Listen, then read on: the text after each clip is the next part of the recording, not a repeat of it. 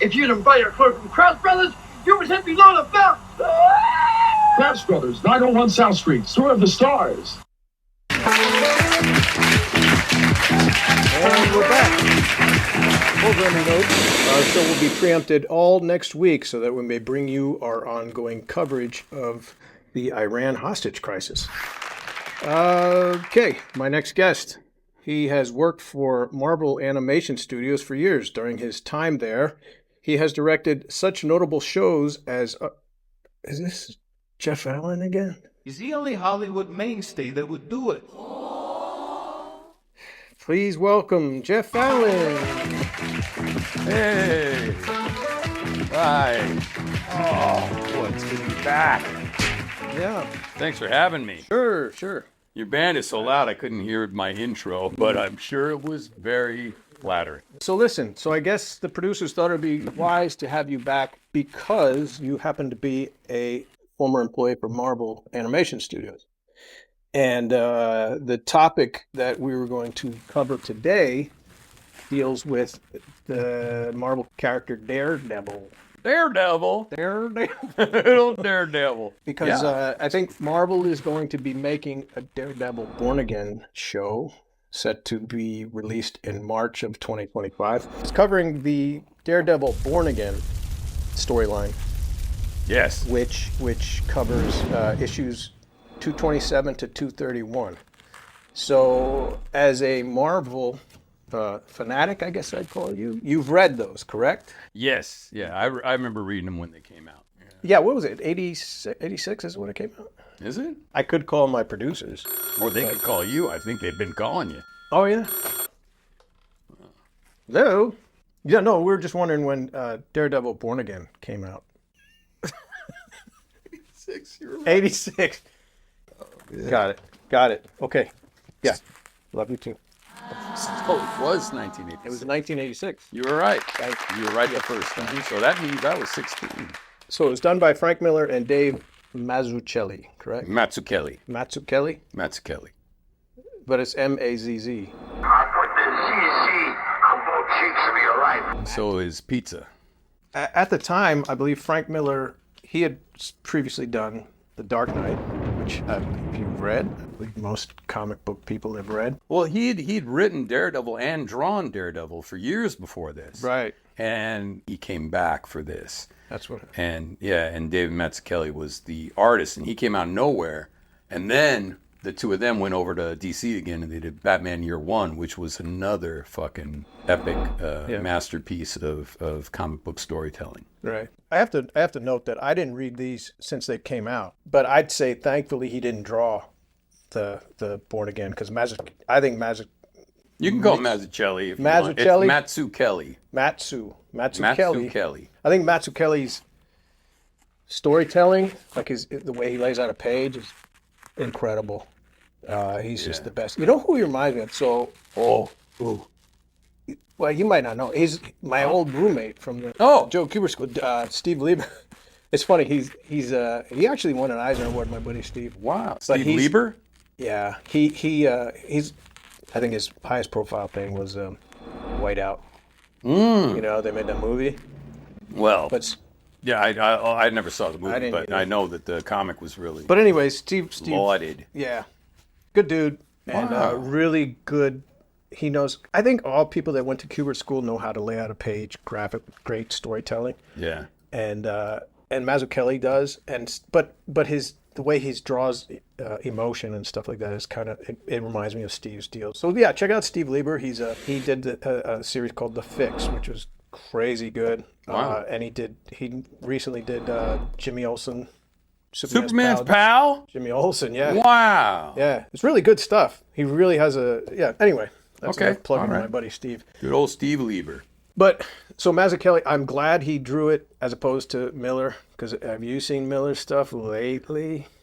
This was 86. I know, He I was know. still at the top of his But game. you've seen his Wolverine, right?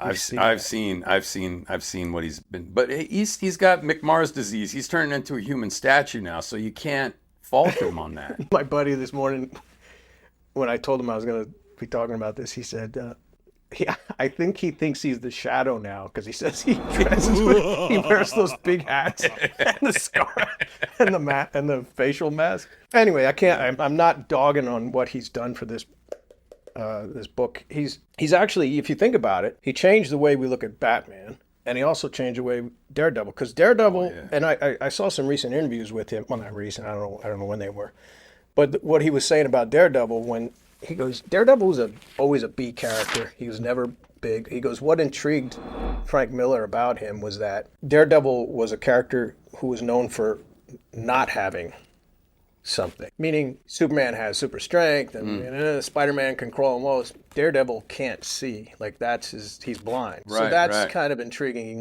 He really wanted to dig into that. Yeah. And then he also talked about why he wanted to bring Kingpin in. He says, Kingpin was another lesser. He goes, he was like a Spider-Man guy. Yeah. And Kingpin, he goes, his big thing was he had a fat belly, and he would he would just smush you with his fat belly. He would smush you. And that's it. I don't know if it was in this or another Frank Miller written Daredevil story that all of that is solid muscle. None of that is fat. He has worked out his body beyond what the human potential is, so he looks like he's overweight, but really it is just solid muscle. I think I read that in Marvel Universe. Really? He took out I saw him in his Speedos. Yeah. When he took out the karate dudes. Yeah, great. it's beautiful, beautiful stuff. And Mazzucchelli draws him so fucking big and imposing, but not like Bill Sienkiewicz did in the Daredevil story that they used for Spider-Verse. The real Spider-Man couldn't even beat me. Yeah. That's what I was going to say. Yeah, it was like, how did he get in the car? How did he get out through his office door or whatever? But I love that they use that because that's such an iconic image. But Mazzucchelli he's got a great sense of realism in his art. I guess going ahead, we're going to have some spoilers if you haven't read Born Again, or if you want to watch the show in March and you want to be surprised. And this, I don't know if they even have to, because they're probably not going to use half of what's in this book. I know. So Karen Page is cracked out, and where is she? South America or somewhere? This is before crack, I think. This is heroin. She's just in she's in South America somewhere. Okay. Maybe Colombia. But yeah, this is before the Pee Wee Herman. This is crack coke. It's the most addictive kind of cocaine, and it can kill you. Man, I never wanted to do crack, but now I'm interested, Pee Wee. Thanks, buddy. Look, everybody wants to be cool, but doing it with crack isn't just wrong. It could be dead wrong. So what she does is she sells out Daredevil's secret identity, which is Matt Murdock. For one more fix. One fix. That was really great. Makes its way to Kingpin. And you know what I found amazing going back and reading this? It moves at a breakneck pace. Like, it's just bang, bang, bang. Like, this shit is happening. By, like, third page in, Matt Murdock's life is already being ruined. Yeah. Like, it's like, holy, slow it down. Like, I'm used to that Netflix pace. Like, stretching this shit out. Yeah. It's going to take forever. I think a happy medium would be in between that. Like, not drug out, but slow. You don't have to get, like, right to Matt Murdock. And I don't know, like, because there is Karen Page in the Daredevil show on Marvel. Yeah, exactly. But they're never going to do They're not going to have her cracked what out. They made her in the 80s, which was like totally normal back then.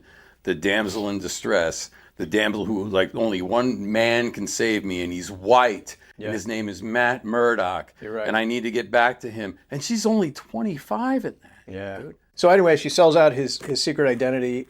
Kingpin gets the info. What was badass was that Kingpin said, all right, who knows this? You know, he gets the piece of paper. Mm-hmm. Whoever touched this paper, whoever read this, they're gone. Like, no. He said, keep them on standby. Wait for my order, my kill order. My kill order. Yeah, well, because they're not gone immediately. He's like, everybody whose hands has touched this note. Yeah. You fucking find them and wait for my order. Wait for the kill order. Yeah. And he needs to make sure that this is true. And once it is. Yeah. Yeah. Really. Yeah. I heard this story somewhere. Frank Miller was kind of like bummed that he had to use Kingpin, because I think his editors were like, well, you got to use Kingpin. And he's like, oh man, what am I gonna do with Kingpin? And John Romita Sr. said, I'm thinking it was him, said, just imagine Frank Miller lighting with that cigar, Frank Miller's Kingpin, and that like clicked the light bulb. Well, this is another interview I just watched recently where he talked to John Byrne, because John Byrne had. Maybe that. Yeah, that's probably what you're thinking. John Byrne. And John Byrne was doing the X-Men. Yeah. And he was same thing. He's like, I don't want to do. He goes, like whatever his Kingpin looked like, with purple pants or whatever. He used to be drawn. And that ascot. And then John Byrne's like, listen, start off the Marvel guy, and then slowly progress him to the Frank Miller version of Kingpin. He did that, and it was the point where he lit up the cigar. And it's pretty cool. If you look at Mazzucchelli's drawings, you see the Kingpin, and then when he lights a cigar, it's like a side light. Mm-hmm. It's really a nice shot, and he takes a hit of the explosive smoke, and it's at that point he became my character, which was pretty badass. But anyway, so Kingpin, he finds out Matt Murdock's secret identity. Well, I guess he's not 100% positive, so he starts to just ruin his life, Yeah, to test him. He calls the bank, like, I've been paying my mortgage, I've been making the payments, and like, we haven't found any of the checks, they haven't cashed any. I'm like, what the hell's happened? So his life he has no idea why his life is falling apart. By the end of one issue, his life is complete. He's on the streets, like, penniless and out of a job. Like, it's crazy how fast he falls. And then Foggy hooks up with his girl. It's crazy. That was what I like. Yeah, rereading it now, I was like, damn. Yeah. Like, what are you doing, Glory? Like, that's fucked up, man. That's his best friend. Yeah. One of the guys are feeding him info, and they come in on Kingpin, and he's lifting weights. This drove me crazy when he's sitting there, and he's sitting, because I've thrown around some iron. And he's sitting there with his big fat belly, and he's holding this bar, which is bending, and he's just sitting there holding it. So when you lift weights like that giant amount, you're not sitting on your. Okay, picture. What are you gonna if someone says, Jeff, hold this giant barbell of weights, no matter how strong you are, then how are you gonna set it down? You're gonna have to go and lean forward. It's just bad. It wasn't a machine. It was a barbell. No, it was a barbell. It was a barbell, which drove me crazy because wasn't he doing tricep extensions? Here's what drives me crazy is that back then, referencing was a pain in the ass. Yeah, because you were an artist back then, so was I. I'm a 1990 graduate of the Joe Kubert School of Cartoon and Graphics in Dover, New Jersey. Right. So when you were 50. When I was 50, I graduated from the Joe Kubert School. So. Back then, reference, you can't just go to, if you go, I need to draw a motorcycle. Yeah. Yeah, you have I need to draw a find motorcycle. So where do you go? You got to look for a magazine or something. That's why Ghost Riders used to drive me freaking bananas. These guys that were drawing Ghost Rider, who like, not Don Heck. Don Perlin. Don Perlin. Even when I was a kid, because I've been around motorcycles all my life, I'm like, this guy, does he know what a cylinder head on a motorcycle looks like? Like, bro, it's crazy, the stuff they were doing. It's a motorcycle made out of demon hellfire. Right. And you're fucking... No, it's a legit fucking complaint. Yeah, well, anyway, so what I'm saying is reference back then was really scarce. And when I was a student at the Kubert School, my previously mentioned roommate, Steve, and my other buddy, Scott, and there was a library that was closing down in Dover at the time, Dover, New Jersey. And we went and we just grabbed books, just picture books of anything, right? Mm-hmm. So we just grabbed, and we'd always order mail order for flowers and just dumb shit. We'd constantly getting mail, and then we'd cut it up. We'd cut out the pictures, and we had created a file cabinet, like our own portable filing, like baby items. And you'd put like baby carriages and rattles and whatever you could find. And so we had our own morgue system of reference. That's what they call it, a morgue. I need a horse and buggy. Well, let me check. I have animals. Do I have a horse? And you'd look through these and you go, okay, that's how the horses, we didn't have Google. So that's what we used to do back in those days.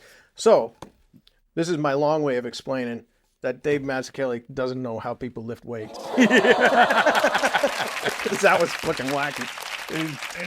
Anyways. Well, but look at his build. Look at his physique. Okay. If you lift weights like that, you get to be like the Kingpin. Oh, and then the one guy who was the informant for Kingpin. I love the way he spoke. I'm sure you met. Yeah. Wait. Felix? I wrote it down. He says, Murdoch manifests combat acumen of startling proportions. I thought that was the coolest line. Can I get some more coffee? No, just.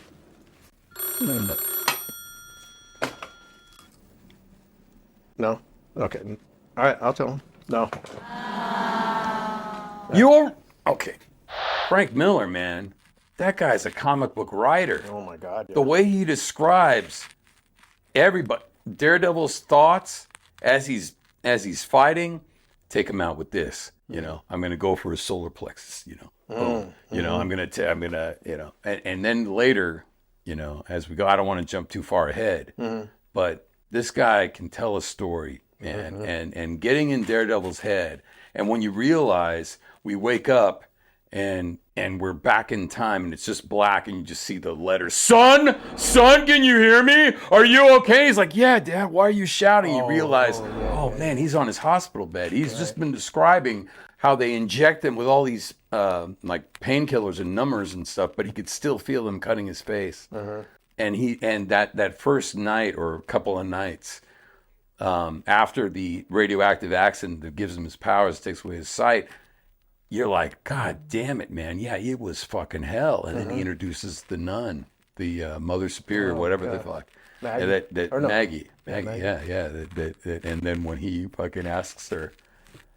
And it's such brilliant writing. Do you know what's crazy? The way he sets it up. Okay, so it's been forever since I read, since it came out. Yeah, right? yeah. And my one takeaway that I really remember was those panels when he says, "Are you my mom?" Yeah. He says, "Are you my mother?" And she says, "No." And he just smiles. He notices and also the look on her face when she says no. That Mazzucchelli drawing, when he doesn't smile, but it's in his eyes. Like his eyes it's like it's the best drawing because it's a knowing, like not a smile though, but it's so awesome, man. It's a really subtle thing. Yes. As I was reading it last night, I think I had the exact same feeling I did when I was 16, when it's the shootout with the cops and the drug lord that brought Karen back to America. Paulo. Was it Paulo? Yeah, that dude. You better be worth it when he's holding her wrist. Yeah. Bam! And fuck, Jack Kirby, John Buscema. That's who he reminds me of. Yeah. But his own realistic style. Yeah. But he's following the fucking greats. Yeah.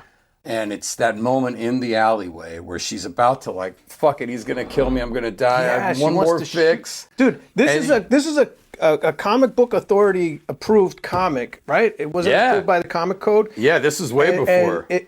I can't stress that this should be read by anybody who likes Marvel's movies that are coming out now. This is the good shit. Yeah. And that moment when she's like, I'm gonna die. I won't even feel it. If I find the vein, I won't even feel it. If I find the vein, give me this shot because I'm gonna get killed. So I want to go out not feeling the bullet blasting me apart. Yeah. So let me shoot up this heroin. This is a comic book. Yeah. Bro. And she and then what happens? Matt. What happens? You see Matt come in. You see like boom, boom. He's kicking the cops. He's kicking Paulo maybe, and then you see the fucking needle on the ground.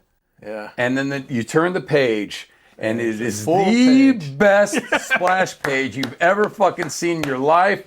I laughed out loud as tears started welling up in my fucking eyes. Yeah. Just fucking perfection. The look, the emotion in Karen Page at that moment is everything. Yep. Everything. And I'm getting chills just thinking about it. And I'm back in it.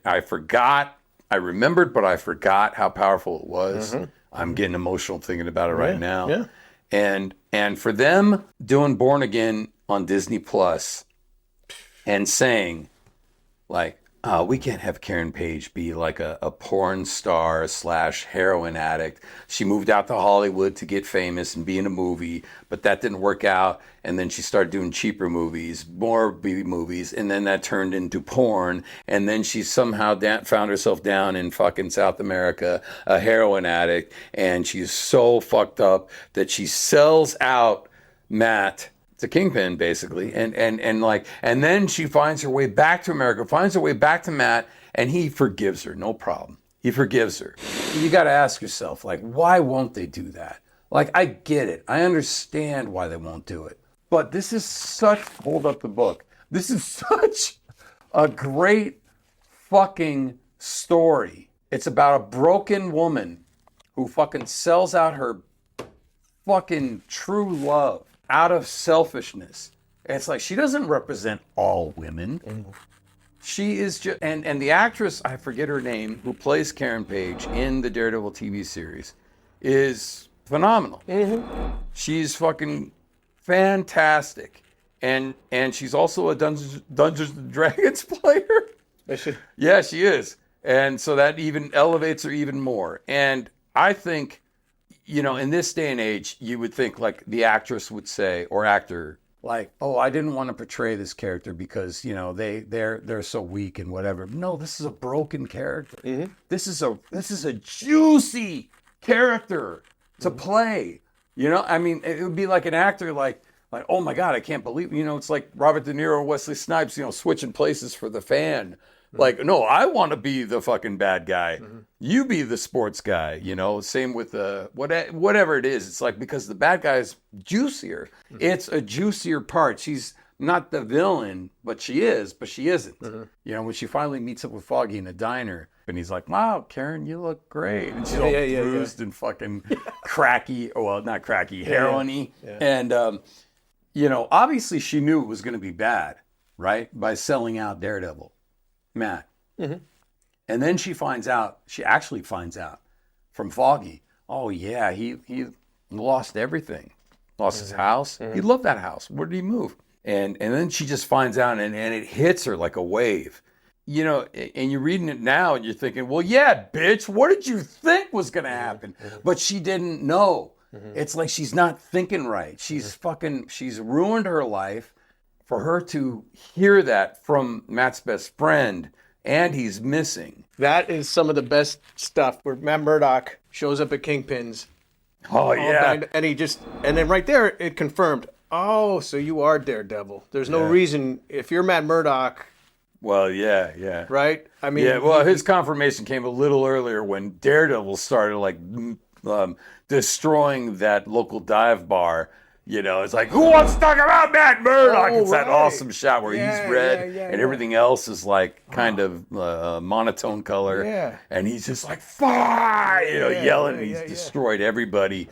So because he tells Wesley, like, he's coming to me. And he's like, he is? He's like, yes, absolutely. Or something. And he gets there and then just Kingpin cleans his clock. And then he ends up dumping him in the river in a cab, right? They beat the cab driver off screen or off panel.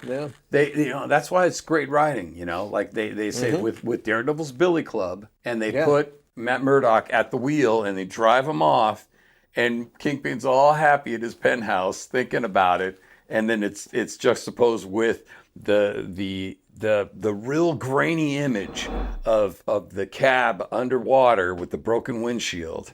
And it goes closer and closer. And then it's just a close-up of fucking Matt Murdock, Daredevil's eyes open. Even though he can't fucking see shit, he's got his eyes open underwater. So we talked about the amazing sequence with Karen and Matt with that big hug. But my favorite sequence of the whole series is go ahead. No. You I want to see if you're right. All right. You're going to see if I'm right. It's when Ben, he's on the phone, and he's talking to the lieutenant who dropped the dime on Felix. Wait, no, not Felix. So I'm sorry. No, Manoli. Right. Manoli is the S. I knew he was a lieutenant. Yeah. And he was in the hospital. Yeah. And he says, I'm calling you to tell you that I want to tell you the Kingpin is the killer and he's responsible for everything. Ben Urich. And on the side of Urich was Robbie Robertson. Right? Yes, Robbie Robertson. And some other dude. And they're just bitching over him. And they're like, Urich, you got to get your shit together. Yeah. And he's just listening to a guy get murdered.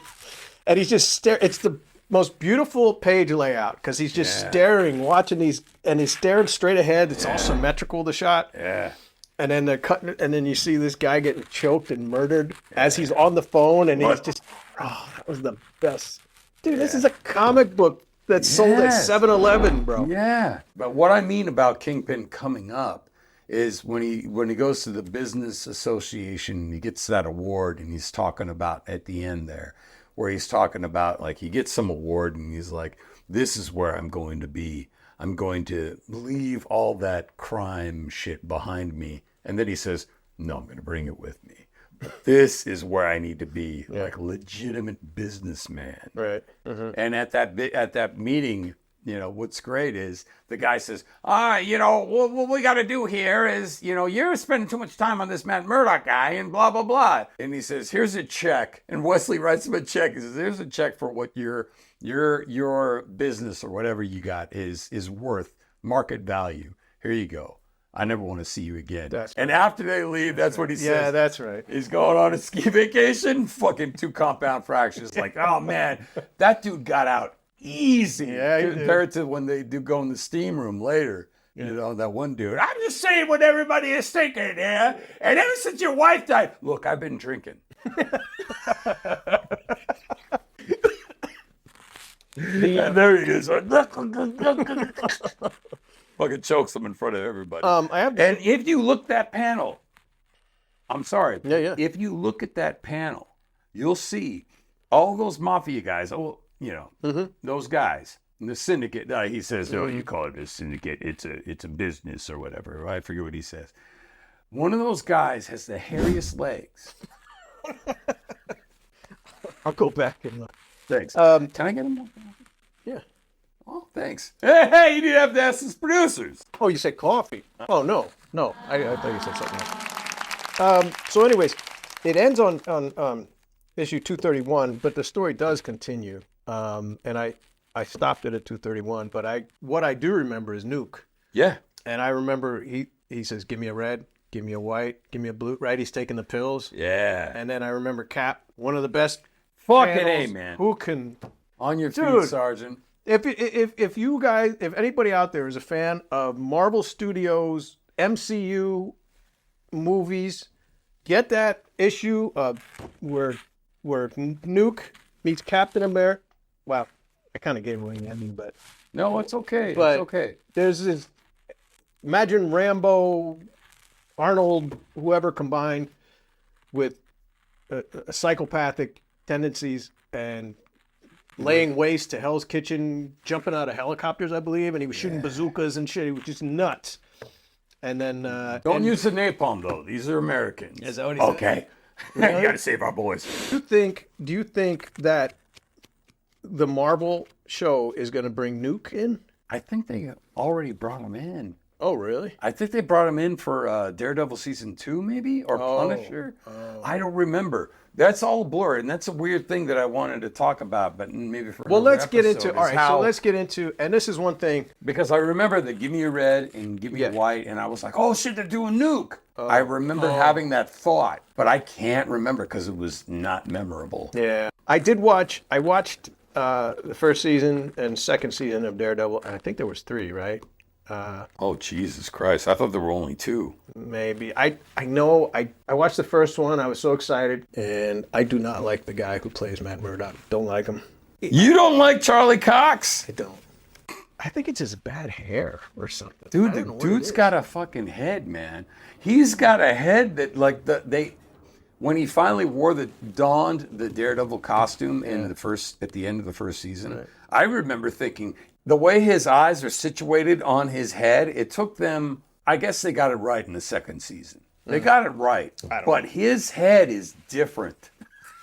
You have a misshaped head. Look, and don't get me started. No, get me started on Kingpin. The worst. What do you think about Vincent D'Onofrio is the worst. You can't find a more terrible guy to play. No, I think he's a good actor. When he's not doing Kingpin, wait. He is the most anguished, pussified asshole in that. He's so upset. He loses his shit all the time. He's a giant baby. He's anguished. He's a giant baby. He's a giant baby. He's a giant baby. But listen, in this comic, if you see if you see Kingpin the way he is, he's the most stoic, badass dude, kicks ass. Can you see Vincent D'Onofrio in a Speedo kicking karate guys' asses? No, he's not going to be doing it. I'll tell you what, though, I'll give him points if he lifts weights. He's sitting down. Vincent D'Onofrio was in a Speedo.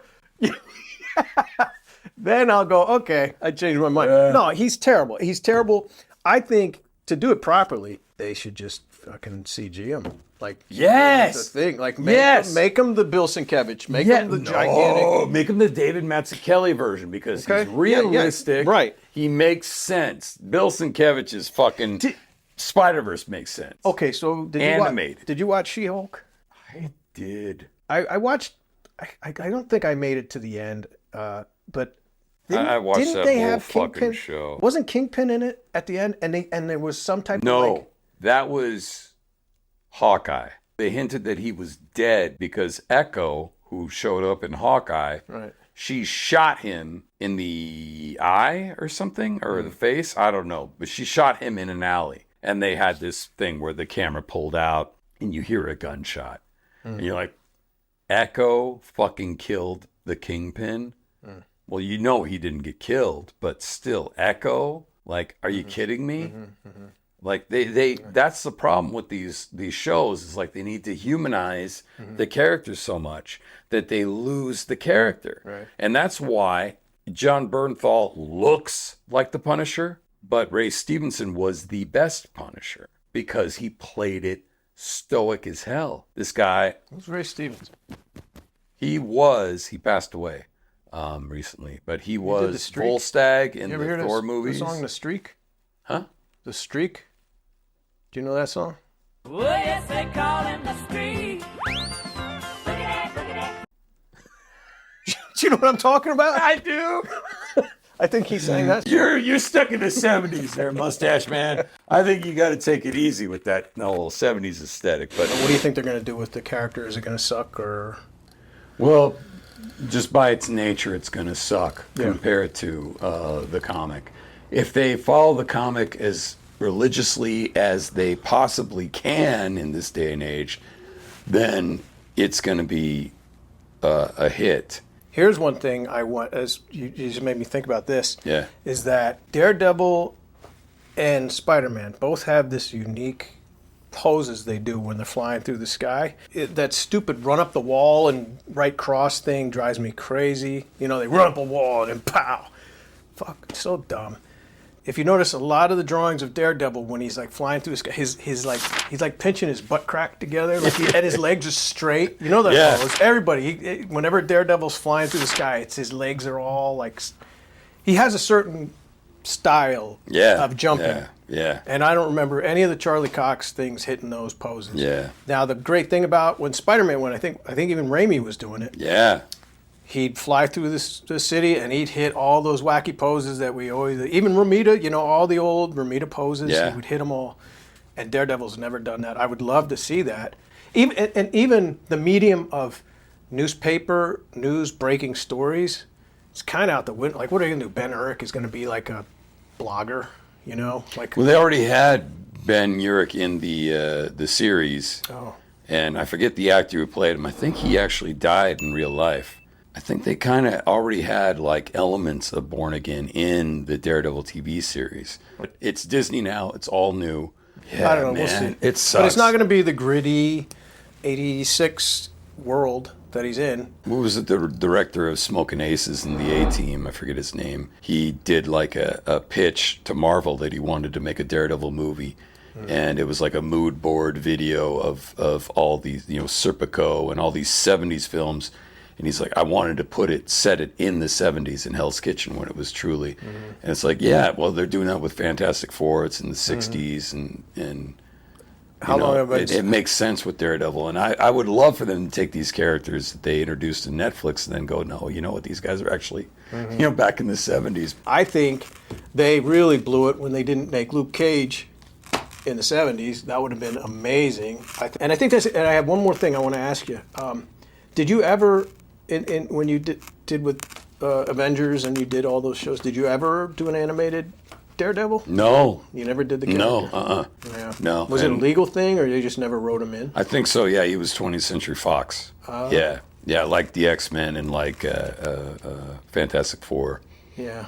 So yeah, I could see a good animated. I'll tell you what, our old buddies at Warner Brothers doing The Watchmen. Have you seen little clips of that? The Watchmen, you know? yeah. And even our good buddy Vinton, and they did a bang up job because it's basically just getting Dave Gibbons' artwork and just animating it, you know? It's Yeah, beautiful. basically, I haven't seen it's it, a but simple way of saying it, but yeah, absolutely. I haven't And seen getting it, him but it looks involved in a way, yeah. yeah.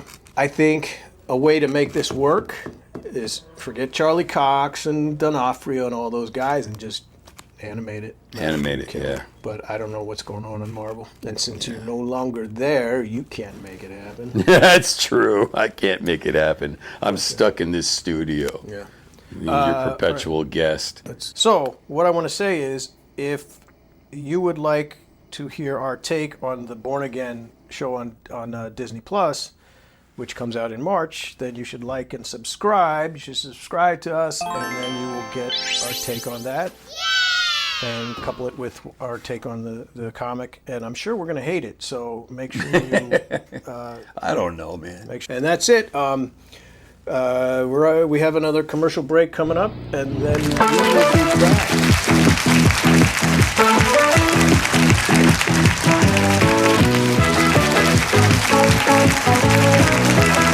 Transportation to Hollywood Night Heat has been provided by JJ Elegant Limo Service.